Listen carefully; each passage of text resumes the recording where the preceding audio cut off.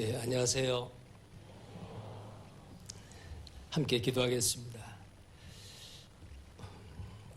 사랑과 은혜가 풍성하신 살아계신 우리 하나님 아버지, 우리를 사랑하셔서 십자가의 주님의 보혈로 우리를 구속해 주시고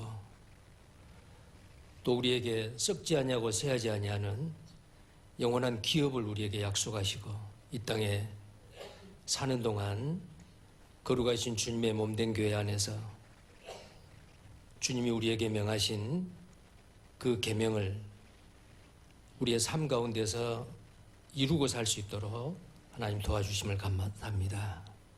새 계명을 너희에게 주노니 너희가 서로 사랑하라. 또한 밖으로 이뤄진 영혼들, 아직 하나님을 알지 못하고 인생의 의미와 목적과 방향을 알지 못하는 이뤄진 영혼들에게 복음을 전해서 우리와 동일한 생명과 소망을 얻게 하시고 이 일을 위해서 함께 연합해서 일할 수 있도록 우리에게 삶의 기회를 주신 것 감사합니다. 오늘 주일을 맞이해서 함께 성도님들 모여서 하나님 앞에 찬송과 영광을 드리게 하심을 감사합니다. 2025년 새해 첫 달 또 지나가고 있습니다. 매 순간순간 새로운 날을 우리에게 허락하시고 또 먹든지 마시든지 무엇을 하든지 간에 주의 영광을 위해서 살 수 있도록 하나님께서 항상 말씀으로 우리를 굳게 해주시고 악하고 음란한 세상 가운데 구별되게 의롭게 경건하게 주님을 경외하며 사랑하며 살 수 있도록 도와주심을 감사합니다. 마지막 시대에 우리에게 복음의 사명을 맡겼습니다. 때를 얻든지 못 얻든지 이 복음을 온 세상에 전파하려고 먼저 우리를 부르시고 우리를 귀하게 사용해 주심을 감사합니다. 주님의 그 거룩하신 뜻을 교회적으로 또 개인적으로 우리의 삶 가운데서 풍성한 과실로 아버지께 영광을 드리는 귀한 삶을 살게 해주시기를 원합니다. 또 해외에서 수고하시는 선교사와 그의 가족들, 또 함께 연합해서 수고하시는 그 형제 자매님들, 정말 날로 주님의 지경이 넓혀지게 하시고 창세전 만세전에 택하고 예정하신 그 주님의 몸이 완성되어질 수 있도록 하나님께서 우리를 귀하게 사용해 주시고 또 그 일을 위해서 기쁨으로 감사함으로 헌신하며 사는 우리가 되기를 원합니다. 또 금년 한 해 교회적으로 개인적으로 소원하고 계획한 그 모든 일들이 주님의 선하신 뜻 가운데서 순적히 이루어질 수 있도록 하나님께서 함께 하시고 도와주시고 능력을 베풀어 주시옵소서. 이 시간에 시종을 주 성령님께서 함께 하셔서 하나님의 감추어진 경륜의 비밀의 말씀 깨달아 알게 하시고 우리의 삶 가운데서 기쁨으로 자원하는 마음으로 순종하며 사는 우리 모두가 되게 해주옵소서. 주 예수님 이름 받들어 기도드립니다. 아멘. 성경 말씀 보시겠습니다.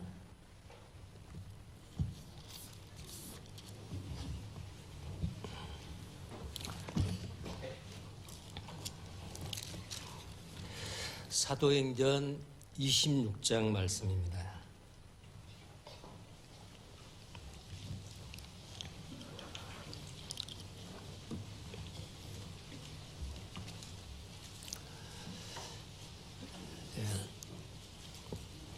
사도행전 26장 29절부터 제가 읽겠습니다. 바울이 가로되 말이 적으나 많으나 당신뿐 아니라 오늘 내 말을 듣는 모든 사람도 다 이렇게 결박한 것 외에는 나와 같이 되기를 하나님께 원하노이다 하니라.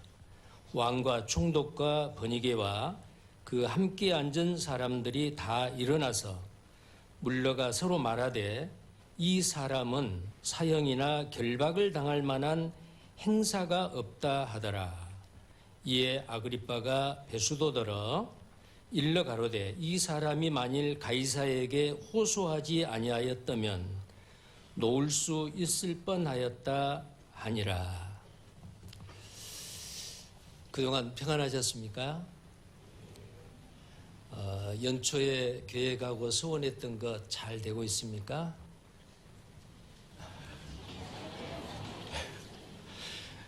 예. 세상적인 말 가운데서 작심삼일이라는 말이 있잖아요. 좋은 일을 마음에 굳게 결심하고 다짐하고 소원하고 해야지라고 했는데 3일까지는 잘 되는데 4일째 가서는 좀 약해지고 시간이 지날수록 좀 이렇게 희미해진다. 근데 우리 구원받은 그리스도인에게는 해당되지 않는 말씀이라고 생각합니다. 연초에 우리는 풍성한 동계수련회 때 말씀을 통해서 2025년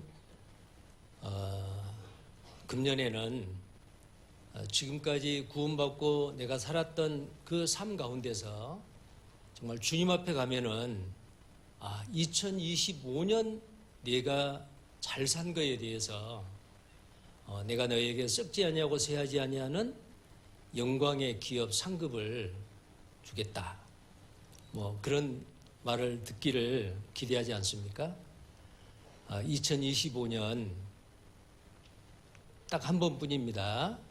그래서 금년 한 해를 더 열심히 더 충성스럽게 삶으로 하나님 앞에 기쁨과 영광을 드리는 우리 모두가 되기를 바랍니다.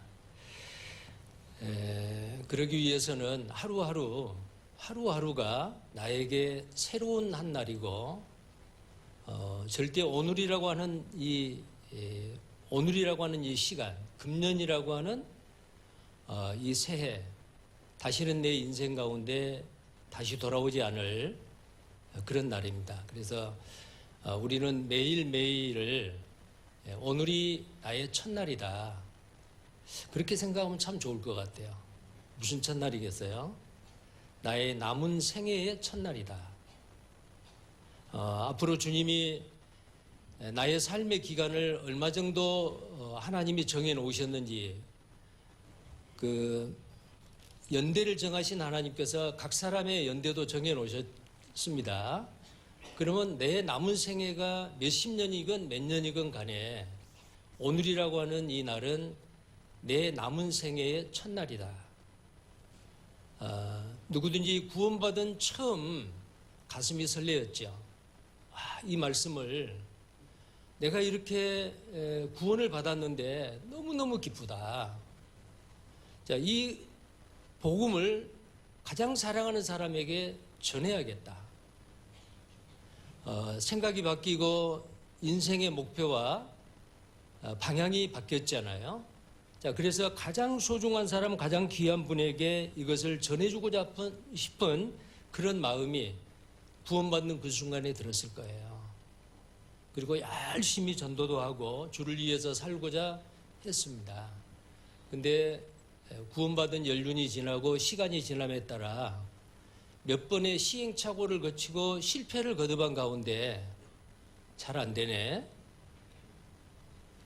어쩌면은 더 느슨해지고 포기하는 그게 우리 죄성을 가진 구원받은 그리스도인이라도 우리 자신의 모습입니다. 그래서 매 순간순간을 처음 구원받았을 때 그 처음 사랑을 받았을 때의 그 감동, 그러기 위해서 구원받은 그리스도인은 매일매일 나에게 주어지는 그 하루를 내 남은 생애의 첫날이다라고 생각을 하면 얼마가 남아있는지는 몰라도 첫날이다. 그렇게 생각을 하고 사시면은 1년 내내 작심삼일이 될 거예요. 첫날은 잘하잖아요. 자, 그리고 아마 어제도 많은 사람이 하나님이 부르셔서 이 세상을 떠났습니다. 얼마 전에는 비행기 사고로 179명이 순간적으로 이 세상을 떠났습니다.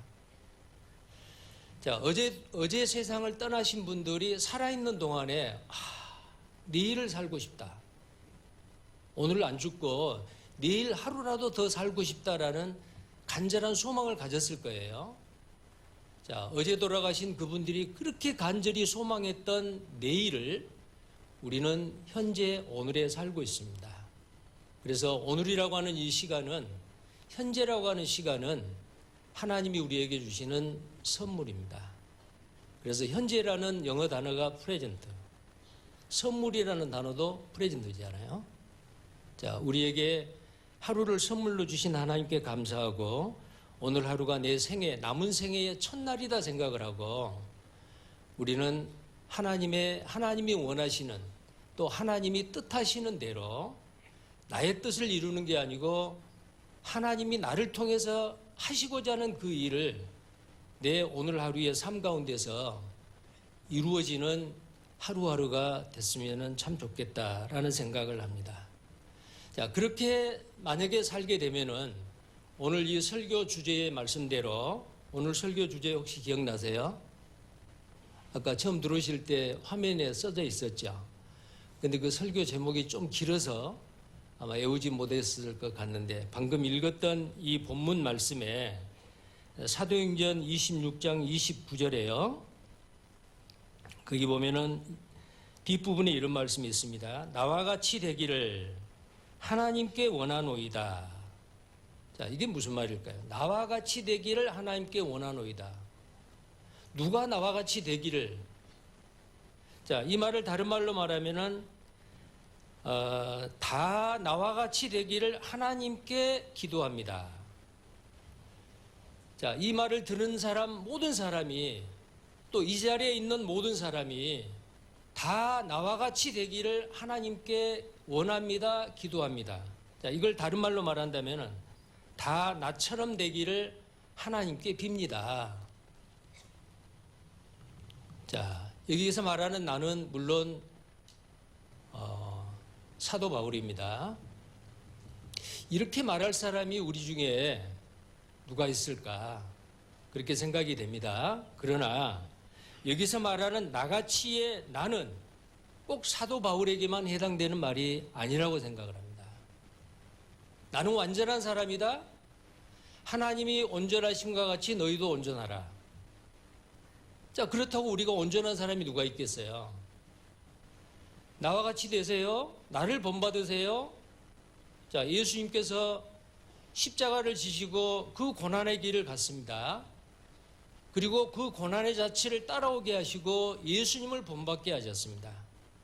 내가 이렇게 너희에게 행하는 것은 너희도 본을 받아 나같이 하게 하려 함이라. 자, 예수님이 십자가를 지고 골고다 언덕을 올라가시는 그 삶을 우리에게 보여주셨습니다. 그래서 예수님께서는 누구든지 자기 십자가를 지고 나를 좇으라. 날마다 자기 십자가를 지고 나를 좇으라. 그렇지 않은 자는 나의 제자가 되지 못하리라. 자, 이렇게 말씀을 하셨죠. 그런데 놀랍게도 사도 바울은 고린도전서 11장 1절에도 내가 예수 그리스도를 본받는 것 같이 너희도 나를 본받는 자 되라. 또 고린도전서 4장 16절 보시겠습니다. 고린도전서 4장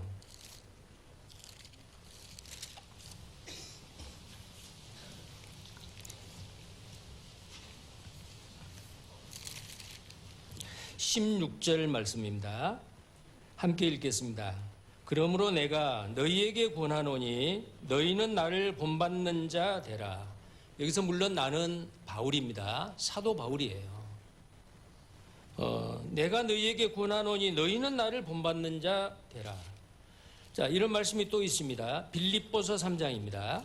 빌립보서 3장 보시겠습니다.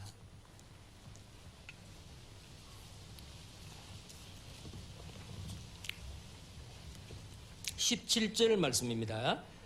빌립보서 3장 17절입니다. 형제들아 너희는 함께 나를 본받으라. 또 우리로 본을 삼은 것 같이 그대로 행하는 자들을 보이라. 자, 너희는 함께 나를 본받으라. 자, 그러면은 이 나라고 하는 이 사도 바울의 무엇을 본받으라고 할까? 그리고 사도 바울은 이 말을 듣는 지금 사도 바울이 지체가 높은 권력자들과 헤롯 아그리빠 2세와 그 다음에 베수도 로마에서 파송되는 총독, 정말 지체가 높은 사람들, 돈이 많은 사람들, 권력가들, 그 앞에 서서 자기를 변론하고 있습니다. 그 자리에서 여러분, 모두 다, 모든 사람이 다 나와 같이 되기를 나는 하나님께 구합니다. 여러분 다 나와 같이 되세요. 지금 수갑을 채워서 포승줄에 묶여서 죄수의 몸으로, 아직 재판의 판결은 나지 않았지만 미결수지요. 죄수의 몸으로 지금 신문을 당하고 있는 이 사도 바울이 내가 이렇게 묶여 있는 거, 매여 있는 거 이거 말고 여기 있는 모든 사람들 나와 같이 되기를 하나님께 구합니다. 그러면 여기서 말하는 나와 같이의 이 나라는 이 사도 바울의 이 모습이, 이 처지가 지금 어떤 처지예요?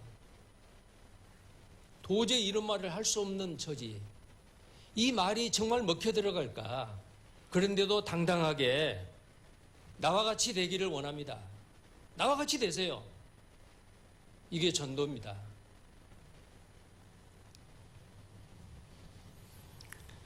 그러면 여기서 말하는 나는, 사도 바울은 회방자요, 핍박자요, 폭행자였습니다. 복음을 대적하고 예수 그리스도를 대적하고 그를 믿고 구원받는 그리스도인들, 즉 교회를 핍박했던 사람이에요. 그래서 사도 바울은 자기를 뭐라고 말했느냐면, 구원받은 이후에 자기의 과거를 돌아보니까 정말 자기는 죄인 중에 괴수였다. 죄인 중에 괴수가 구원을 받았다. 나는 너무너무 행복하다. 나는 소망이 있다. 나 같은 사람이 구원을 받고 이렇게 기쁘게 행복하게 사는데 누가 구원을 못 받겠습니까? 나는 정말 행복자입니다. 이렇게 이야기하는 거예요. 자, 그러면 사도 바울과 같은 이런 말을 하기 위해서는 먼저 우리는 어떤 사람이 되어야 될까요? 확실하게 구원받은 사람, 죄 용서를 받은 사람, 내 과거와 현재와 미래의 죄, 예수님의 영원한 속죄의 그 보혈의 피로 그 죄를 용서받은 사람, 자유함을 얻는 사람, 천국의 소망을 가지고 당당하게 살아가는 사람. 자, 그 사람은 바울과 같이 뭐라고 말하겠어요? 육신적으로, 세상적으로는 내가 이런 모습이지만은 나는 당당합니다. 나는 행복합니다. 비록 육신적인 모습, 이런 모습 이외에 내 속에서 이루어져 있는 이 내적인 평안함, 행복감, 천국의 소망을 가지고 살아가고 있는 나와 같이 되기를 여러분 원합니다. 당당히 말할 수 있지 않아요? 자, 어떤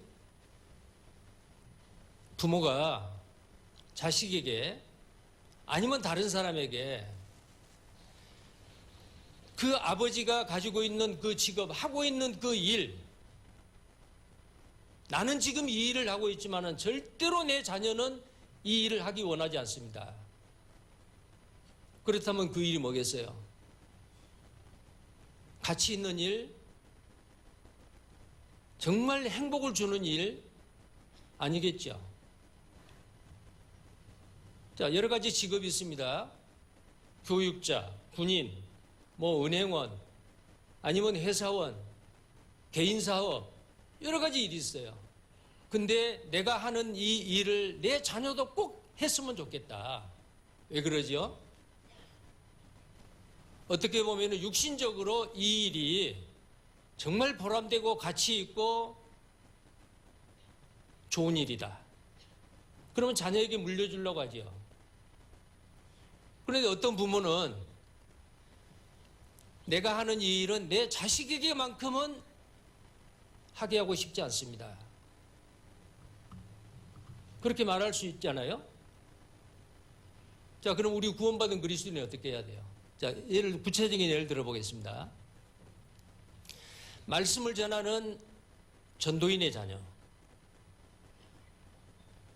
만약에 그 전도인이 저는 이 일을 하고 있지만 너무 힘들고 너무 어려워서 내 자식에게는 이 일을 권하고 싶지 않습니다. 그렇다면 그 전도인은 어떻게 했어요? 예를 들어서입니다. 기쁨으로 감사함으로 자기가 하고 있는 일에 높은 가치와 보람을 느끼지 못하고 하고 있는 거예요. 그건 분명히 잘못된 거죠. 예를 들어서 그렇습니다. 그와 마찬가지로 자, 내가 구원을 받은 확실히 구원을 받고 천국의 소망을 가지고 있는 사람이라면은 가장 가까운 사람, 귀한 사람, 사랑하는 사람에게 내 속에 담고 있는 이 비밀을 알려주고 싶지 않을까요? 누군가가 다른 사람이 알지 못하는 뉴스를 먼저 알았어요. 그럼 어때요? 이거 알아? 전화하지요. 이렇대, 이런 일이 있대.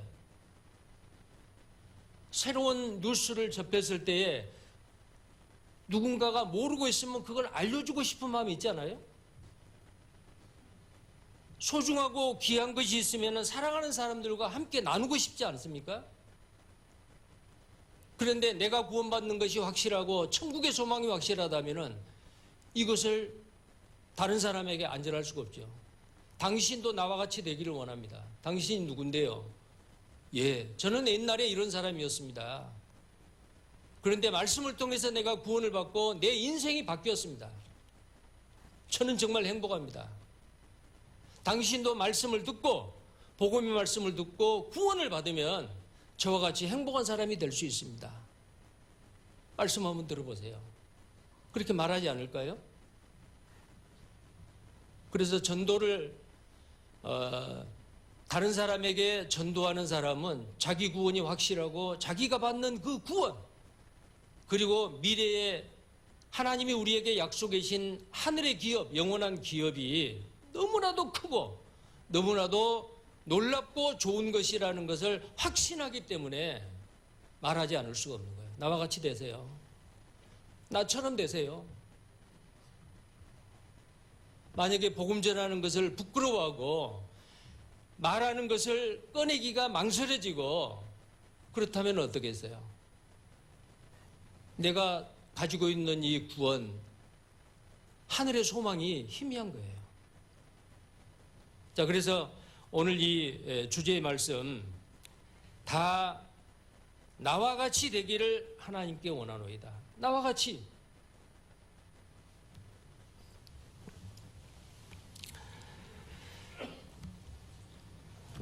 오늘 본문 말씀을 다시 보겠습니다. 자, 이 말을 하게 된 그 배경이 이렇습니다. 사도 바울은 핍박자, 회방자였죠. 디모데전서 1장입니다.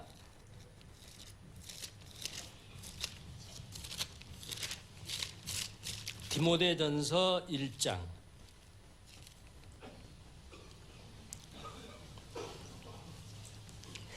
내가 전에는 회방자요, 핍박자요, 폭행자였으나 도리어 긍휼을 입은 것은 내가 믿지 아니할 때에 알지 못하고 행하였음이라. 우리 주의 은혜가 그리스도 예수 안에 있는 믿음과 사랑과 함께 넘치도록 풍성하였도다. 미쁘다 모든 사람이 받을 만한 이 말이여. 그리스도 예수께서 죄인을 구원하시려고 세상에 임하셨다 하였도다. 죄인 중에 내가 괴순이라. 자, 구원받고 나서 많은 시간이 지났죠. 그리고 자기의 과거를 돌아본 거예요. 하나님 감사합니다. 저는 회방자고 여기 나와 있는 말씀대로 핍박하는 사람이었고 교회를 핍박하는 사람이었고 복음을 배척했고 폭행자였습니다. 예수 믿는 사람을 잡아 가두는데 앞장섰고 돌로 쳐 죽이는 스데반을 죽이라고 가편 투표를 했고 돌로 치는 사람들의 옷을 맡아서 지켜보고 있었고 그뿐만이 아니죠. 이스라엘 땅에서뿐만 아니고 외국에까지 원정 가가지고 그리스도인들을 잡아들이는데 앞장섰던 사람입니다. 만약에 이 사울이 구원을 받지 못하고 삶을 마감했더라면 정말 치욕 밑창에 들어가고도 남는 사람이에요. 근데 나 같은 사람을 하나님께서 긍휼히 여기시고 구원해 줬습니다. 나는 죄인 중에 괴수입니다. 누가 구원을 못 받겠습니까? 하나님은 모든 사람이 구원을 받으며 진리를 아는 데 이르기를 원하시는데 모든 사람이 다 구원받을 수 있습니다. 어떻게 하면요? 회개하고 복음을 믿으라. 회개하고 복음을 믿으면 모든 사람이 다 구원을 받을 수 있습니다. 그러기 위해서 말씀을 들어보십시오. 자, 사도 바울은 그런 사람이었어요. 그런데 외국에 있는 그리스도인들을 잡아가두기 위해서 대제사장의 공문을 가지고 다메섹으로 갑니다. 외국으로 가지요. 다메섹 도성에서 정오에, 자, 중동 지역의 정오입니다. 낮 12시잖아요. 정말 낮에는 너무 햇빛이 강하고 뜨겁기 때문에 낮에 다니는 사람 별로 없어요. 근데 그 뜨거운 정오에 그 무더위를 무릅쓰고라도 예수 믿는 사람 교회를 핍박하기 위해서 다메섹으로 가는 거예요. 근데 그 정오의 12시에 그 태양보다 더 밝은 빛으로 주님이 나타나셨어요. 주님이 만드신 저 하늘에 있는 태양보다 더 밝은 빛. 예수님은 세상의 빛으로 오셨잖아요. 빛 대신 예수님, 빛 대신 하나님, 만드신 그 빛보다도 더 밝은 빛 나타나서 그 부활하신 예수님이 나타나서 바울에게 말합니다. 사울아 사울아 네가 나를 핍박하는도다. 언제 예수님을 핍박했습니까? 그리스도인들을 핍박하는 것, 교회를 핍박하는 것이 교회의 머리 대신 예수님을 핍박하는 거예요. 자, 보시겠어요? 다시 사도행전 26장을 보시겠습니다.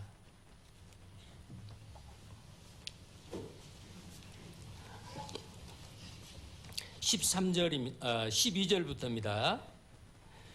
그 일로 대제사장들의 권세와 위임을 받고 다메섹으로 갔나이다. 왕이여, 때가 정오가 되어 길에서 보니 하늘로서 해보다 더 밝은 빛이 나와 내 동행들을 둘러 비추는지라.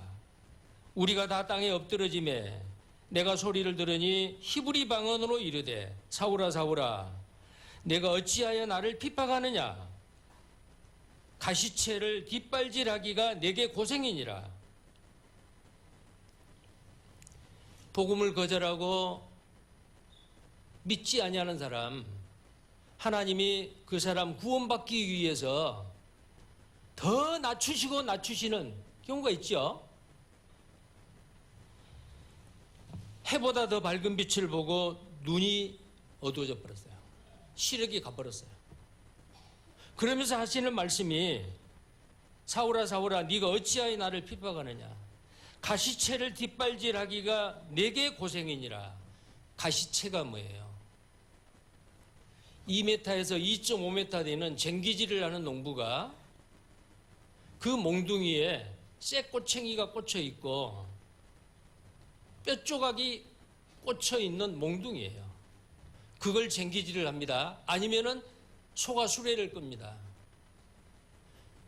소가 게으름을 피우거나 원하는 곳으로 가지 않으면은 그 가시채의 몽둥이를 가지고 때려요.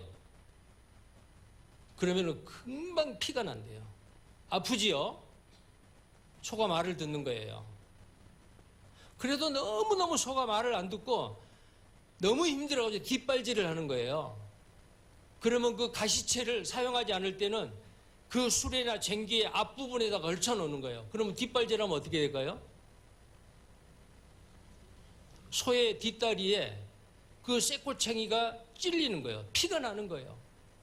자, 소도 기억을 합니다. 아, 뒷발질하면은 이렇게 아픈데 이제는 안 해야겠구나. 말 듣는 거예요. 근데 정말 하나님의 말씀을 불순종하고 거역하는 그것을 히브리인의 표현으로 이렇게 말하는 거예요. 순종하지 아니하고 거역하는 자, 그들을 표현하기를 이렇게 가시채로 내 발을, 가시채를 뒷발질하기가 내게 고생이니라.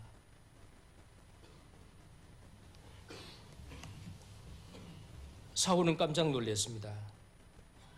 15절에 내가 대답하되 주여 니시니까? 주께서 가라사대 나는 내가 핍박하는 예수라. 나는 네가 핍박하는 예수라. 네가 나를 핍박한다. 나는 네가 핍박하는 예수다. 언제 예수를 핍박했어요? 예수님은 죽으시고 부활하시고 가셨는데 교회를 핍박하는 거, 구원받은 그리스도를 핍박하는 게 바로 예수를 핍박하는 거예요. 천지 만물을 창조하신 창조주를 대적하고 뒷발질하는 사람을 하나님은 어떻게 했어요? 반드시 보응하세요. 근데 사도 바울은 이렇게 아주 하나님을 대적하는, 예수를 대적하는 이런 죄를 범했는데 하나님이, 예수님이 해보다 더 밝은 빛으로 나타나셔서 꼬꾸라지게 한 겁니다. 여기에는 없습니다. 26장에는 없는데 다메섹의 직가라는 곳에 경건한 아나니아라는 사람이 있는데 아나니아라는 사람이 찾아오는 거예요. 찾아가는 거예요. 그가 안수하고 말씀을 전하고 침례를 주고 구원을 받습니다. 바울은 바로 다메섹에서 부활하신 주님을 만나서 구원을 받아요. 그의 인생이 바뀝니다. 인생의 역전이 됐죠. 예수를 핍박하는 사람이 이제는 예수를 전하고 선전하는 사람이 됐어요. 100%, 180도 바뀌었잖아요. 자, 이런 사도 바울. 그리고 이제 예수님께서 그에게 사명을 맡깁니다. 16절에 일어나 내 발로 서라. 16절입니다. 내가 내게 나타난 것은 곧 내가 나를 본 일과, 자, 네가 나를 본 일과 부활하신 주님을, 빛 가운데 계시는 주님을 보았죠. 그리고 장차 내가 내게 나타날 일에 너로 사환과 증인을 삼으려 함이라. 장차 나타날 일이 뭐예요? 사도 바울은 그 이후에 다른 사도들이 알지 못하는 교회의 비밀을 서신서에 기록을 하죠.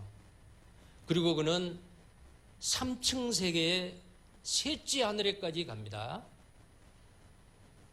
사도 바울에게 하나님의 경륜의 비밀을 보여주는 거예요.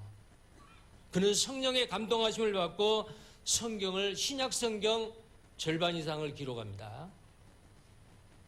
장차 될 일을 너에게 보이겠다 그 말이요. 내게 나타날 일에 너로 사환과 증인을 삼으리라. 여기서 말한 사환은 종, 노예라는 뜻입니다.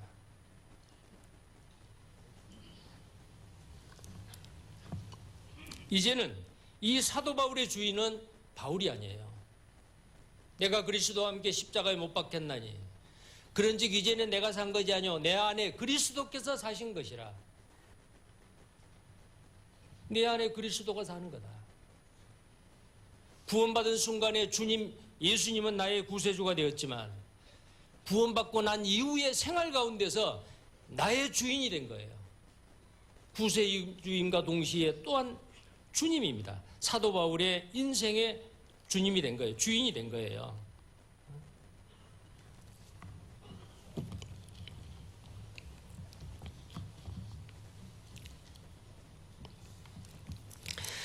자, 그래서 구원받고 나서 이 귀한 사명을 줬습니다.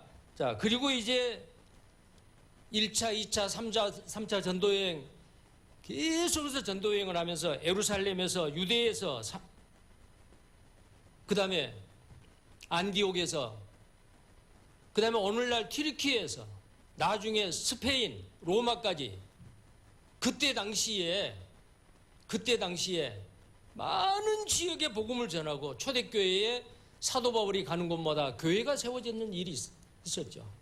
그게 바로 초대교회잖아요. 자, 그래서 이 사환과 증인을 삼았다. 복음을 증거하는 증인으로 삼은 거예요. 내가 이 은혜의 복음을 증거하려 하면은 나의 생명을 조금도 귀한 것으로 여기지 아니한다. 그래서 사도 바울은 로마의 옥중에서 목 잘려 순교를 당했잖아요. 죽는 순간까지 그는 사환으로 증인으로 복음을 자랑하고 선전하는 일을 멈추지 않았다 그 말입니다. 자, 20절입니다. 20절. 먼저 다메섹에와 또 예루살렘에 있는 사람과 유대 온 땅과 이방인에게까지 회개하고 하나님께로 돌아가서 회개에 합당한 일을 행하라 선전함으로. 자, 구원받는 것, 전도에서 구원받는 것은 회개하고 복음을 믿으라요. 자, 복음을 믿고 구원을 받았습니다. 그 다음에는 뭐가 나타나죠? 먼저 구속함을 입고 선한 일에 열심하는 친백성이 되는 거죠. 자, 구원을 받았다고 하는데 그 사람의 삶의 열매가 없어요. 그 나무는 그 열매로 알지니. 나쁜 나무는 나쁜 열매를 맺고 좋은 나무는 아름다운 열매를 맺는다. 의의 열매, 성령의 9가지 열매, 전도의 열매, 많은 열매를 맺고 사는 게 구원받은 그리스도인의 삶의 결과예요. 그래서 여기 있는 이 말씀대로 회개하고 하나님께 돌아가서 회개하고 복음을 믿으면 구원을 받잖아요. 그 다음에 삶은, 구원받은 그리스도인의 삶은 합당한 일을 행하는 거예요. 행함이 없는 믿음은 죽은 거다. 영혼 없는 몸이 죽은 것 같이. 구원받은 그리스도인은 믿음으로 그저 은혜로 구원을 받았지만 이제 구원받고 난 이후의 삶은 결과가 있는 거예요. 행함이 있는 겁니다. 열매가 있는 거거든요. 합당한 일을 행하라 선전함으로. 이 복음 전하는 게 바로 이렇습니다. 자, 근데 이 사도 바울이 전하는 이 복음에 전하는 그 내용이 뭐냐면은 말씀이에요.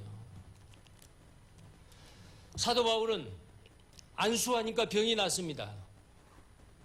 옷을 만져도 병이 났습니다. 바울을 통해서 많은 기적이 나타납니다. 그러나 그걸 통해 구원받는 게 아니에요. 오직 기록된 말씀이요. 자, 그 뒤에 보시죠. 22절입니다. 22절. 하나님의 도우심을 받아 내가 오늘까지 서서 높고 낮은 사람 앞에서 증거하는 것은 선지자들과 모세가 반드시 되리라고 말한 것밖에 없으니. 자, 다른 거 없다 그 말이요. 사도 바울이 선전하고 증인으로서 행했던 게 그게 뭐냐. 사도 바울을 통해서 사도 바울은 기도의 응답도 받고 기적도 있고 이적도 있지만은 그걸 자랑한 게 아니에요.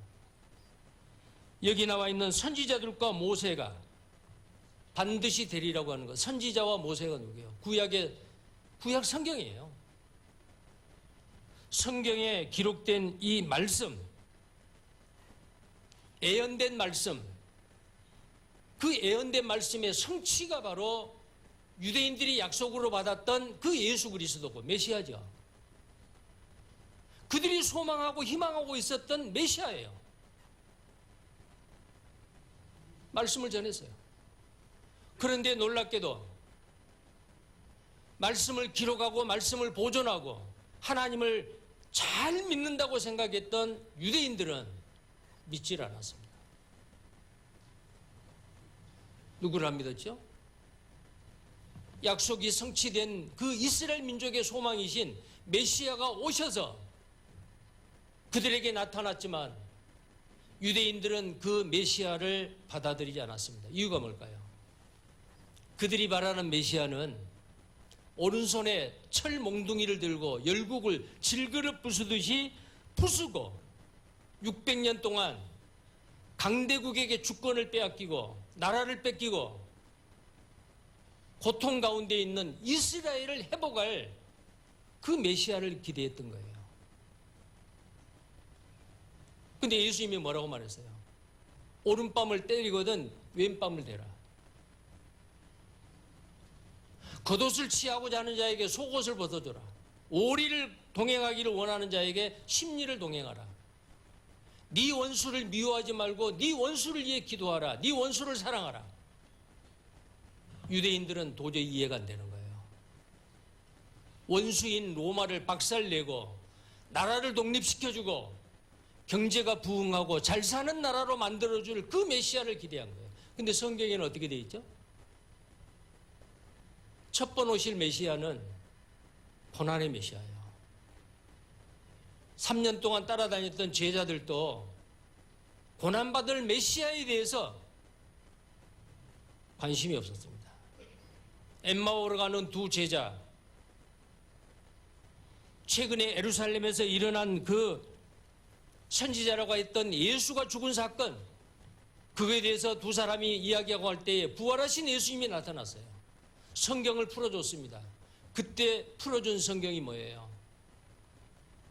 모세가 기록한, 모세와 선지자를 통해서 기록한 구약의 말씀이요. 근데 그 구약의 말씀에 뭐라고 되어 있죠? 먼저는 고난을 받으시고 후에 부활하시고 영광을 얻으실 그 메시아에 대해서 이야기해 준 거예요. 누가복음 24장입니다.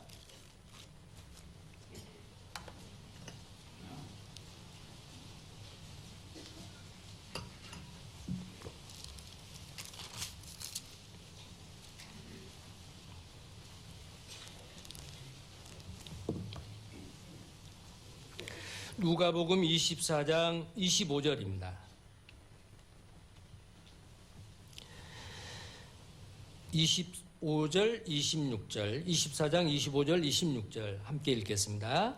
가라사대 미련하고 선지자들의 말한 모든 것을 마음에 더디 믿는 자들이여 그리스도가 이런 고난을 받고 자기의 영광에 들어가야 할 것이 아니냐 하시고, 자, 구약에 예언되어 있는 메시아 그리스도, 히브리 말로 메시아, 헬라 말로 그리스도, 우리말로 구세주, 그 그리스도가 이런 고난을 받고, 고난이 먼저지요. 그 다음에 자기의 영광에 들어가야 할 것을 알 것이 아니냐. 이에 모세와 및 모든 선지자의 글로 시작하여 모든 성경에 쓴 바 자기에 관한 것을 자세히 설명하시니, 나중에 이 말씀을 풀어주니까 마음이 뜨거웠다고 돼 있어요. 말씀을 풀어주는 거예요. 그런데 당시의 유대인들은 어때요? 고난받을 메시아 인기 없었어요. 관심이 없었어요. 로마를 다 축출하고 나라가 독립되고 잘 사는 이스라엘 나라의 부흥을 원했습니다. 자기들의 영혼이 구원받는 것, 죄 문제를 해결해 주러 오신 예수 그리스도, 십자가에 죽으신 그리스도는 실패자로 생각한 거예요. 그들은 눈에 보이는 예수를, 그분이 메시아다라는 것을 몰랐습니다. 그래서 알았더라면 영광의 주를 십자가에 못 박지 아니하였으리라. 몰랐기 때문에. 그래서 예수님께서도 십자가에서 그 모진 고난을 당하실 때 기도하셨죠.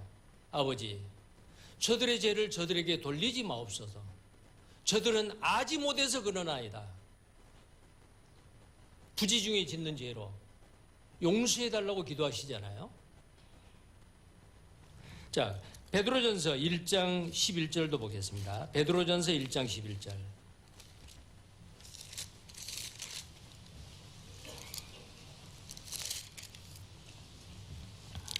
베드로전서 1장 11절입니다.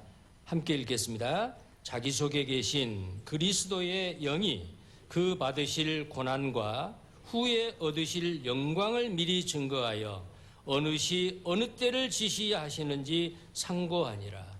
자, 이 말씀이 빌립보서 1장 7절, 8절, 9절에 되어 있죠. 죽기까지 복종하셨습니다. 온 세상 사람들이 무릎을 꿇고 심판을 받을 심판의 권세를 그에게 주셨어요. 먼저는 고난이에요. 십자가입니다. 그 후에는 영광입니다. 십자가가 없으면 부활이 없어요. 십자가의 고난이 없으면 영광이 없어요. 노 크로스, 노 크라운이에요. 십자가가 있기 때문에 영광이 있습니다. 이것 또한 우리에게 본을 보여주셨습니다. 구원받은 그리스도인 사도 바울, 예수 믿는 사람, 교회, 바로 예수를 핍박하는 자였습니다. 많은 초대교회 그리스도인에게 고난을 줬어요. 근데 그의 인생은 역전됐습니다. 이제는 이 예수를 전하고 복음을 전하기 때문에 고난 주는 자가 아니고 고난을 받아요. 1차, 2차 전도 여행을 마치고 예루살렘에 갔습니다. 아무 죄가 없어요. 먼저 구원받는 사도들이 충고합니다.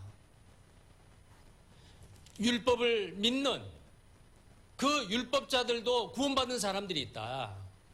그래서 같이 동행하는 이방인 구원받은 사람을 결례를 행하라.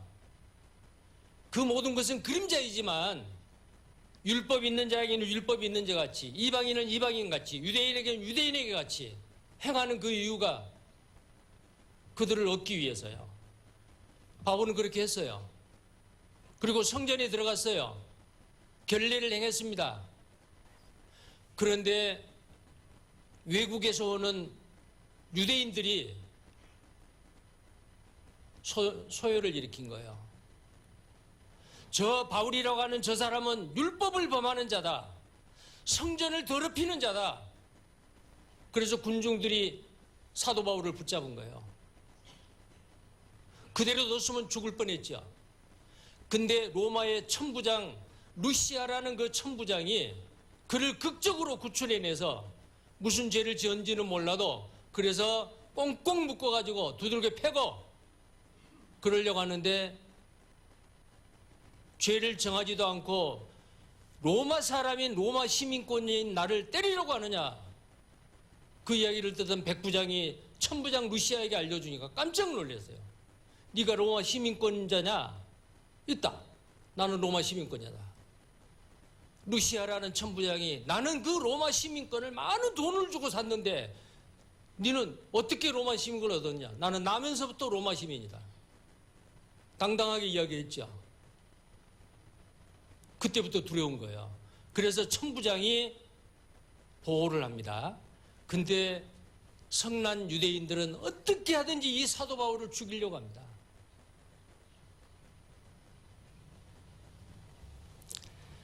그 유대인이 모여있는 그곳에 사도 바울이 루시아 천부장에게 말합니다. 내가 이 이스라엘 사람들한테 말하게 하세요. 허락해 주세요. 층계 위에서 자기를 변론합니다.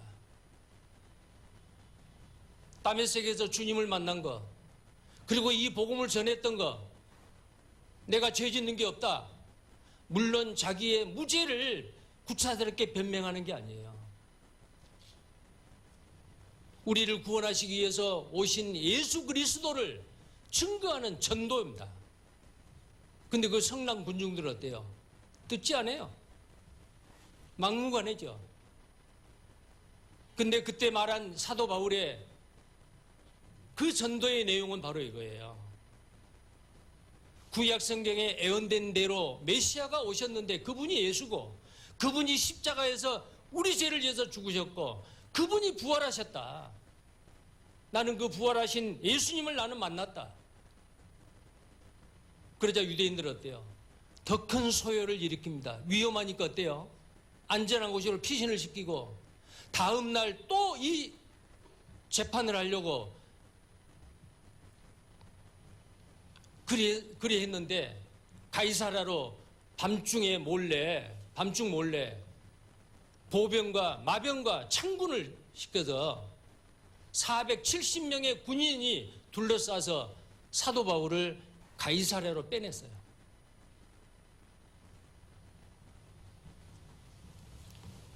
그때에 가이사랴에 파송된 로마의 총독이 벨릭스라는 총독이에요. 유대인들이 저 바울을 죽이시오, 바울을 죽이시오, 죽여야 됩니다. 근데 로마법에 죄를 정하지도 않고 재판도 없이 바로 죽일 수가 없어요. 너희들이 고소하라, 송사하라. 좋습니다. 예루살렘에서 가이사랴로 몰려들었습니다. 대제사장, 그 악랄한 종교인들, 사도 바울이 왜 죽일 죄를 지었느냐? 근데 아무 죄가 없어요. 벨릭스 각하도, 벨릭스라고 하는 그 총독도 보니까 이거 죽일 만한 죄가 아니에요. 죄 없다. 루시아도 봤을 때 이는 죄가 없는데 그들의 종교 문제로, 언어 문제로 이 바울을 죽이려고 합니다. 그래서 벨릭스 총독에게 말한 거죠. 벨릭스 총독이 있는 자리에서 또 신문을 하고, 사내들인이라는 공회에 유대인들이 와서 또 신문을 하고, 나중에 벨릭스가 유대인의 환심을 사기 위해서 죄가 없는 이 바울을 풀어주지도 않고 그대로 수감시켜 놓은 거예요. 그 다음에는 어떻게 됐어요? 벨릭스가 이제 다시 그 총독 자리가 바뀌어요. 베수도라는 총독이요. 자, 베수도라는 총독이 또 궁금하니까 네가 무슨 죄를 지었느냐? 또 신문을 합니다. 죄가 없어요. 4번이나 신문을 하고 사도 바울은 자기의 입장을 이야기하는데 그건 구차한 변명이 아닙니다. 사도행전 22장부터 26장 오늘 이 본문까지, 이제 26장에 있는 이 본문이 마지막 최후의 변론이요. 그런데 그 변론 중에서, 그 변론 방금 말씀드렸죠. 구차한 변명이 아닙니다. 나는 무죄하다, 어떻게 하든지 내가 죄 없음을 말해가지고 석방이 돼야겠다, 풀려나야겠다, 그게 아니요. 오히려 바울은 그랬을 거예요. 나는 이 복음을 예루살렘과 온 사마리아와 온 아시아 땅, 터키 땅, 그 다음에 로마까지 가고 스페인까지 가서 복음을 전하려고 한다. 근데 로마는 너무 멀지 않아요. 그걸 간절히 원했어요. 근데 예수님께서도 밤중에 또 나타나셔서 뭐라고 말했냐면은, 네가 예루살렘에 가서, 로마에까지 가서 네가 이 복음을 증거하리라. 자, 사도행전입니다.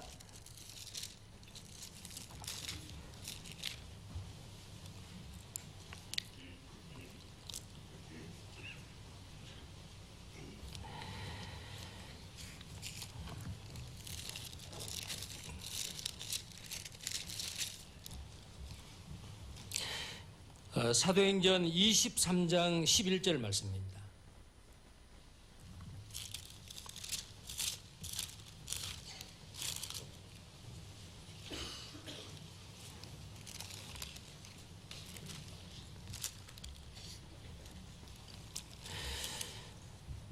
자, 그날 밤에 주께서 바울 곁에 서서 이르시되 담대하라.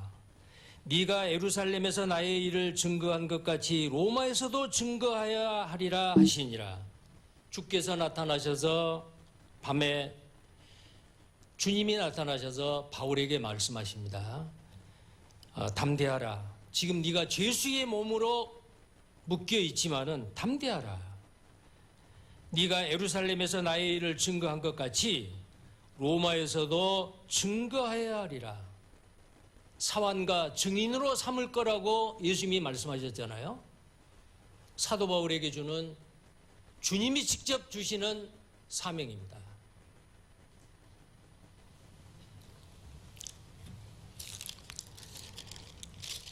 그래서 이 사도 바울은 내가 빨리 풀려나야지, 그게 아니에요.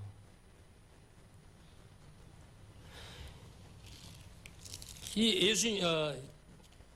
또 이 바울에게 부활하신 주님이 말씀하시기를 네가 왕들과 높은 사람들, 그 많은 정치가들, 이런 사람들 앞에서 나를 증거하리라 라고 말씀을 했어요. 그런데 놀랍게도 그 예언의 말씀이 지금 사도행전 26장에서 성취가 된 거예요. 아그리빠 왕이요. 아그리빠. 이 아그리빠 2세거든요. 근데 놀랍게도 이 아그리빠라고 하는 사람은 헤롯의 가게인데 정말 사탄의 도구로 쓰임받는 아주 악한 사람이에요. 이 가게가. 왜냐하면 헤롯 대왕은 예수를 어떻게 하는지 죽이려고 베들레헴에 2살 밑에 영아를 학살한 사람이야. 그 영아 학살 중에 그 중에 예수라고 하는 사람, 유대인의 왕으로 나타난 자를 내가 처형해야겠다. 얼마나 잔인합니까? 한 동네에 2살 밑에 남자 어린아이들을 다 죽여버린 거예요. 아주 잔인한 이 헤롯 대왕이에요. 근데 그 헤롯 대왕은 하나님을 두려워하지 않고 영원한 세계에 관심이 없고 오직 눈에 보이는 거, 어떻게 하면 이 세상에서 잘 먹고 잘 살까? 예수님이 말씀하시는 여우예요. 바로 여우도 굴이 있고 공중에 새도 거처가 있는데 인자는 머리 둘 곳이 없다. 근데 그 헤롯 대왕의 아들이 누구예요? 헤롯 안티파스예요. 그 헤롯 안티파스는 또 어떤 사람이냐? 회개하라 천국이 가까웠느니라. 광야에서 메뚜기와 석청을 먹고 낙타의 옷을 둘러쓰고 외쳤던 그 세례 요한이요. 광야에서 외치는 자, 예수 그리스도의 길을 평탄케 하는 자, 그 세례 요한 감옥에 가두고 감옥에 있는 그 세례 요한의 목을 잘라서 소반에 담아서 자기 아내에게 주는 거예요. 얼마나 악합니까? 예수님을 증거함으로 인해서 많은 영혼들이 구원받고 예수님께로 오게 하는 그 일을 사탄 마귀는 헤롯 왕가를 통해서 발악을 하는 겁니다. 그리고 그의 아들 헤롯 아그리빠 1세입니다. 헤롯 아그리빠 1세는 오순절 이후에 예루살렘의 복음이 활발하게 전해지자 이 도가 전해지지 않기를 원하는 게 유대 종교가들이요. 그들의 환심을 사기 위해서 이 헤롯 아그리빠 1세가요. 헤롯의 손자지요. 헤롯 대왕이. 가장 적극적으로 복음을 전한 요한의 형제 야고보를 칼로 쳐 죽였어요. 예수님의 사도들 중 제자들 중에서 제일 먼저 순교를 당한 사람이 야고보인데 그 야고보를 누가 죽였느냐? 헤롯 대왕의 손자인 헤롯 아그리빠 1세요. 이제 오늘 여기에 나온 이 헤롯은 아그리빠는 헤롯 아그리빠 2세입니다. 이 헤롯 아그리빠 2세는 헤롯 대왕의 증손자예요. 그런데 이 헤롯 아그리빠 2세가 복음을 전하는 사도 바울을 신문하고 있잖아요.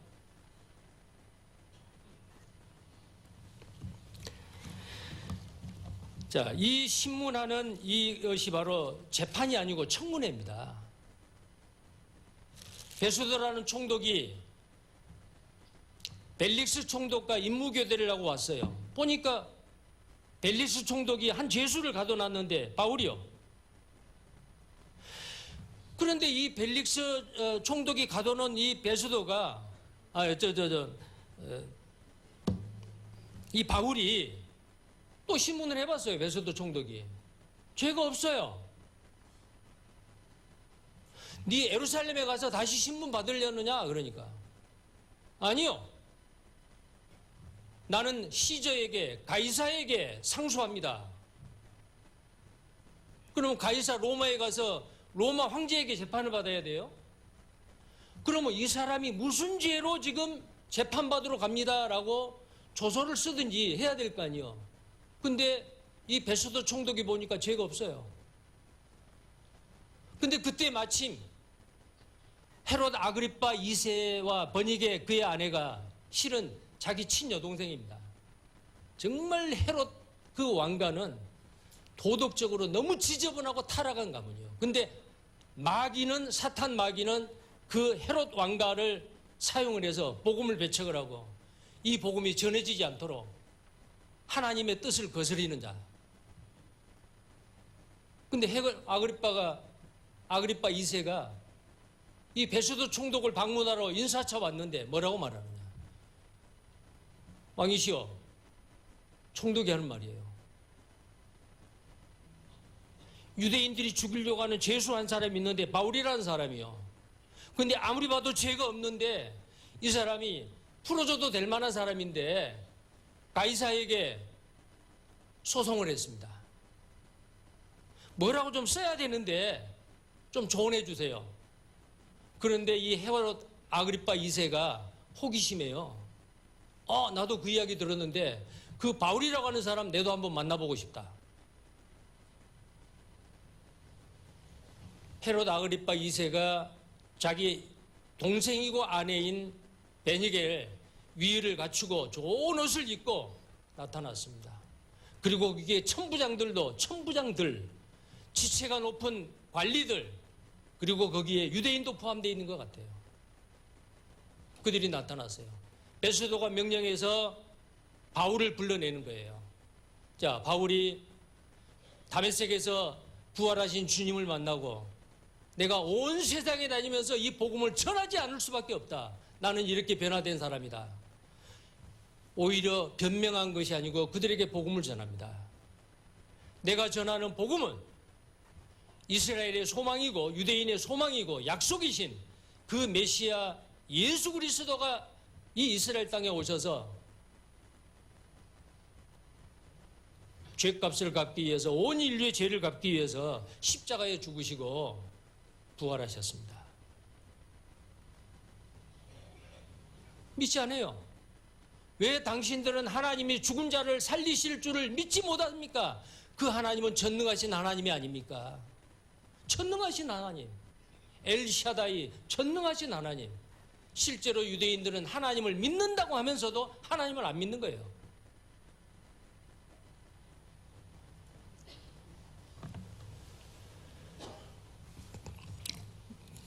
그래서 이 사도 바울이 쭉 변론합니다. 변론이 바로 전도예요. 전도를 하니까 이 베소도 총독은 유대인이 아니잖아요. 성경도 모르고 이스라엘의 종교에 대해서, 신앙에 대해서는 전혀 모르는 사람, 오직 눈에 보이는 거, 행정적으로 능력이 있고 이 세상에 눈에 보이는 거, 경제적인 문제, 정치적인 문제, 거기에만 관심 있는 사람이에요. 사도 바울의 그 변론을, 최후 변론을 쭉 듣고 나서 너는 미쳤다 그랬어요. 미쳤다 그랬어요. 보세요. 사도행전 26장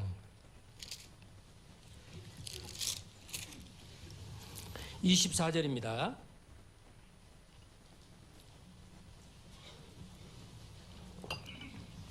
바울이 이같이 변명하며 베소도가 크게 소리하여 가로되 바울아 내가 미쳤도다. 내 많은 학문이 너를 미치게 한다 하니 바울이 가로되 베소도 각하여 내가 미친 것이 아니요 참되고 정신차린 말을 하나이다. 자, 이제 관심은 아그리빠에게 갑니다. 베소도라는 사람은 육신적인 사람이요. 아무리 사도 바울의 복음을 이야기해도 이해할 수 없는 사람이요. 오히려 확신 있게 말하는 이 바울의 말을 듣고 바울, 네 공부를 많이 해가지고 네 가말리엘 문화에서 최고의 학문을 했다는 거 아마 아는 거예요. 그리고 이 사람이 경제적으로 부자라는 것도 아는 거예요. 그에게 돈을 줄까 봐서 자주 불렀다라고 돼 있어요. 베소도가.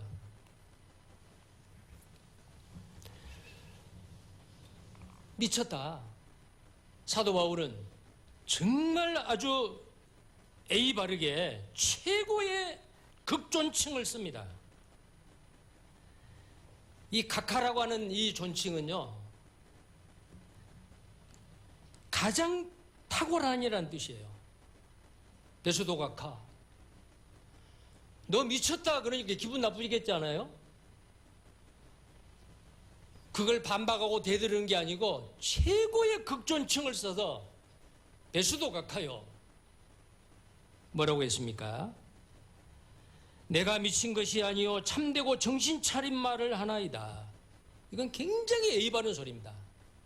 그리고 이제 관심은 아그리빠요. 아그리빠 헤롯 왕가는 이제 마지막 주자예요. 이 헤롯 아그리빠 2세가 AD 70년에 로마의 타타스 장군이 쳐들어오고 헤롯 왕권은 그것으로 끝나버려요. 근데 이 헤롯 아그리빠, 그래도 헤롯 대왕 증조 할아버지보다, 자기 할아버지보다, 자기 아버지보다는 그래도 낫다. 이 사람이 만약에 나 같은 죄인 중에 예수가 구원을 받았는데 헤롯 아그리빠 2세가 이렇게 관심을 가지고 있는데 구원을 받으면 좋겠다. 자, 우리가 전도하는 대상은 내가 선택하면 안 돼요. 아무리 높은 지체이건 근접하기 어려운 사람이건 죄인 중에 괴수를 구원받게 하고 변화시킨 하나님이신데 헤롯 아그리빠도 하나님이 하신다면 할 수 있겠죠.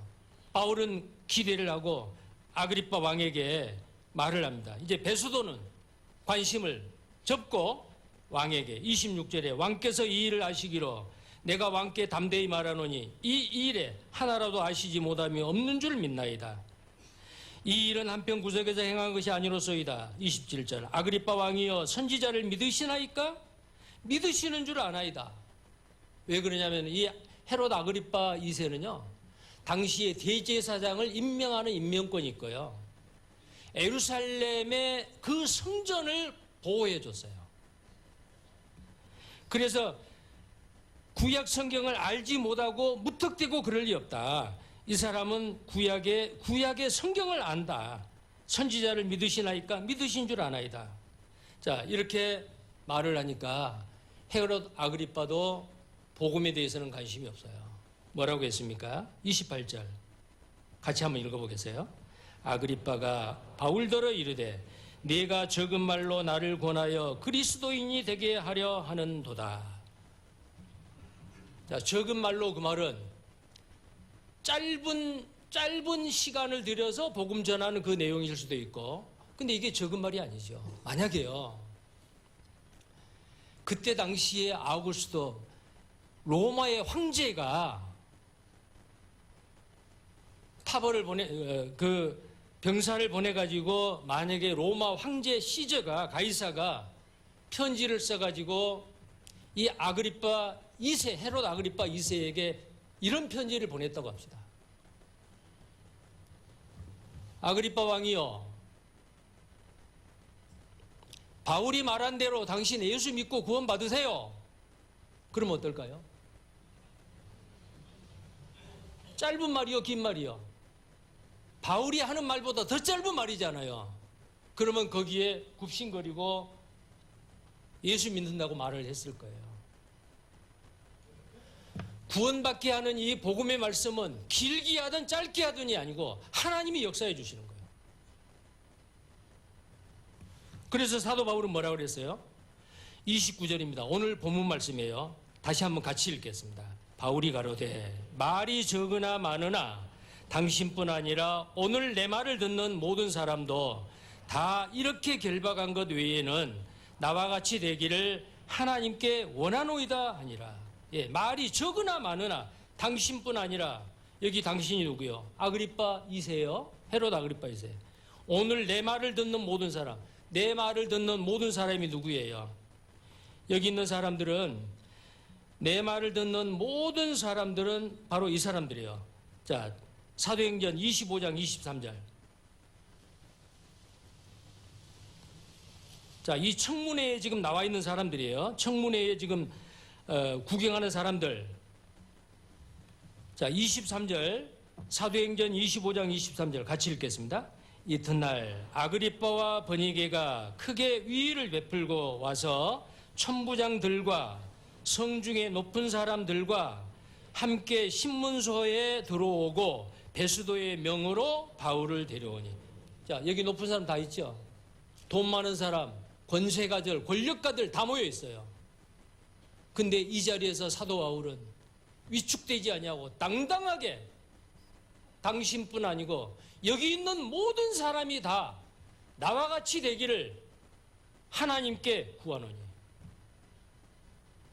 바울이 말을 잘해가지고 거기 있는 사람이 누가 구원을 받는 게 아니에요. 말이 유창하든지 아니면 어눌하든지 하나님은 이 말씀을 통해 역사하세요. 사도 바울은 간절히 원했죠. 여기 있는 모든 사람은 여기 있는 말씀대로 이렇게 내가 결박된 것 외에 나와 같이 되기를 하나님께 구합니다. 하나님이 여러분 구원해 주기를 원합니다. 그래서 여기에서 사도 바울의 나는 바울만에 해당되는 게 아니에요. 오늘 이 말씀을 듣는 각자나요. 여러분 구원받는 게 확실합니까? 천국의 소망이 분명합니까? 그럼 어떻게 해야 돼요? 말로는 이렇게 하지 않더라도 우리는 꼭 이렇게 말하지 않더라도 전해야 되지 않겠어요? 내 가족, 이번에 이제 설 연휴인데요. 평소에 안 만나본 사람들을 만날 거예요, 아마. 가족들 중에서. 근데 나는 구원을 받아서 이렇게 소망 중에 기뻐하고 있는데 내 가족 중에서, 형제 중에서 내보다 더 경제적인 여력이 더 많은 사람, 내보다 더 많이 배운 사람, 사회적인 위치가 더 높은 사람, 어려워. 마음이 높아.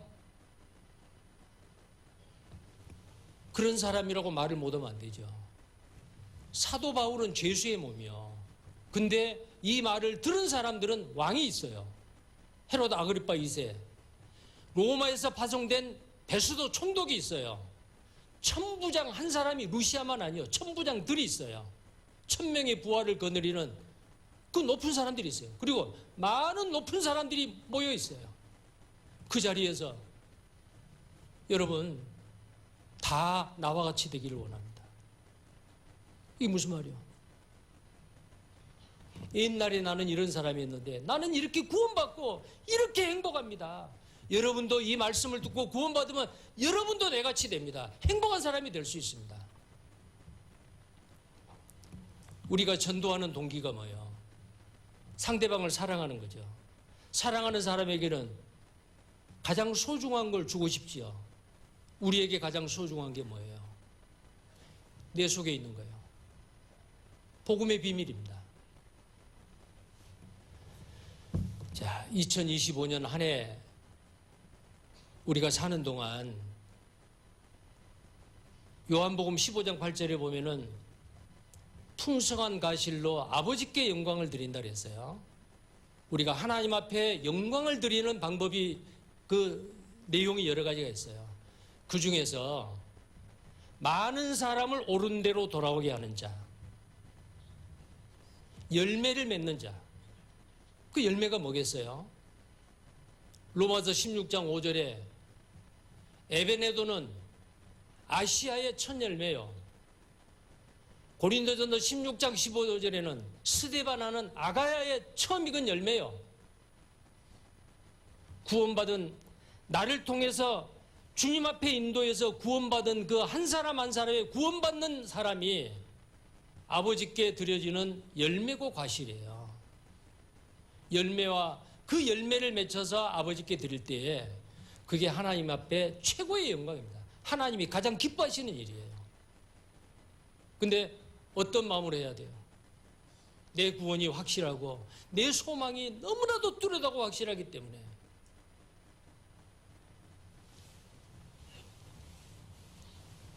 여러분도 나와 같이 되기를 원합니다.